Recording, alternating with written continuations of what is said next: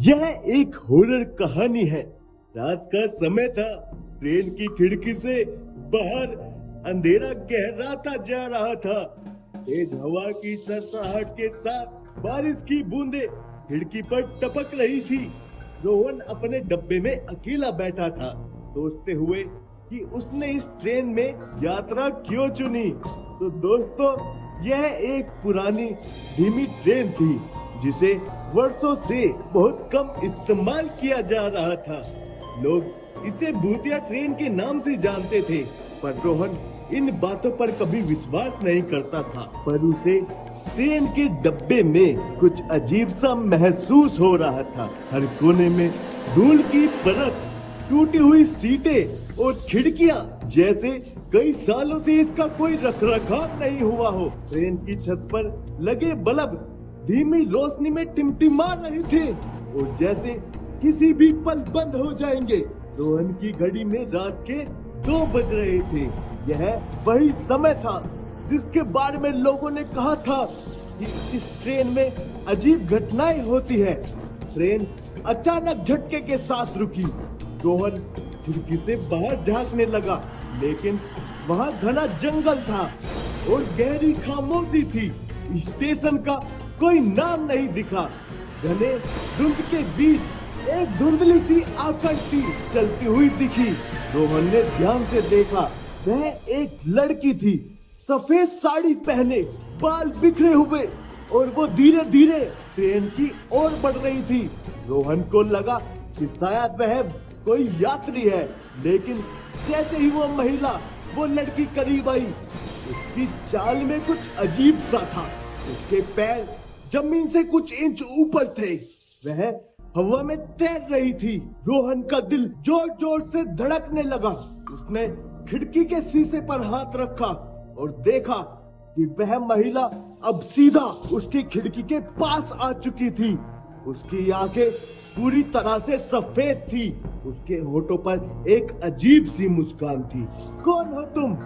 रोहन के मुंह से कांपती हुई आवाज निकली, लेकिन कोई जवाब नहीं मिला।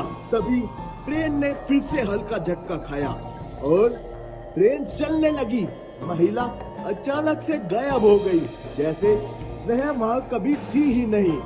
रोहन अपने आप को समझाने लगा कि यह सिर्फ उसका वहम था, या शायद वह थका हुआ था और बारिश के कारण उसकी दृष्टि धुंधली हो गई थी। उसने खुद को सामान्य रखने की कोशिश की और सोने की कोशिश की।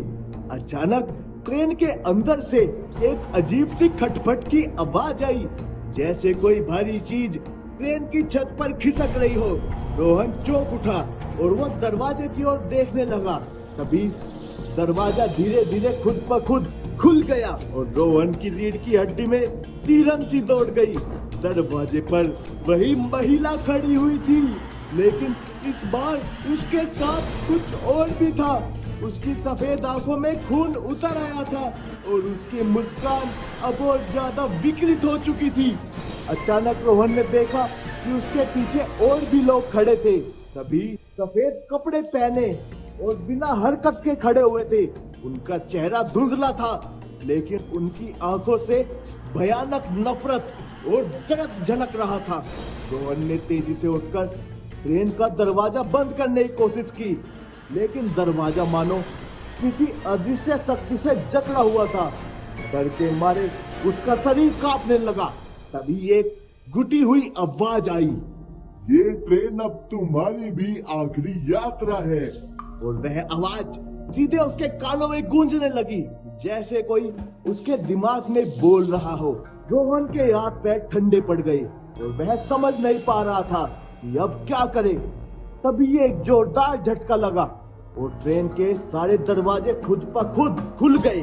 गाड़ी वाली औरत खड़ी थी, लेकिन अब उसकी आंखों से खून बह रहा था। वो धीरे धीरे रोहन की तरफ बढ़ी।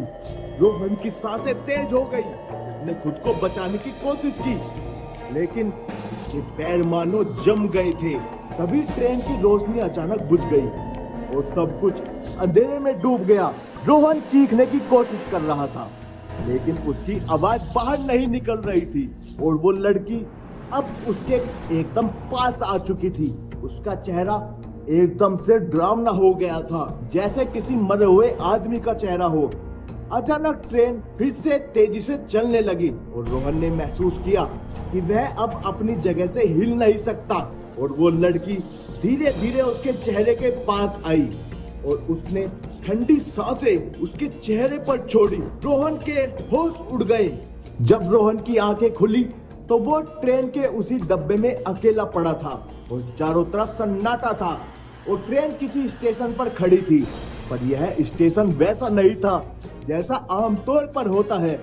प्लेटफॉर्म पर कोई इंसान नहीं था, सिर्फ सफेद कपड़े पहने हुए धुंधली आकृतियां खड़ी थी जो धीरे धीरे उसकी ओर देख रही थी।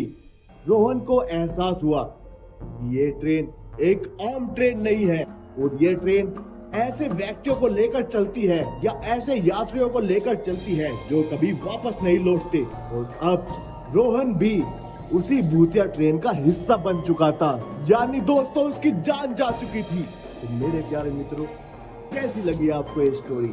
अगर आपको स्टोरी अच्छी लगी हो तो हमें कमेंट करके जरूर बताएं और हमारे चैनल को एक सब्सक्राइब तो जरूर ही कर दे ताकि हमें और भी ज्यादा ड्रामनी कहानी बनाने के लिए मोटिवेशन मिल सके। तो ठीक है दोस्तों, धन्यवाद। मिलते हैं अगली वीडियो में।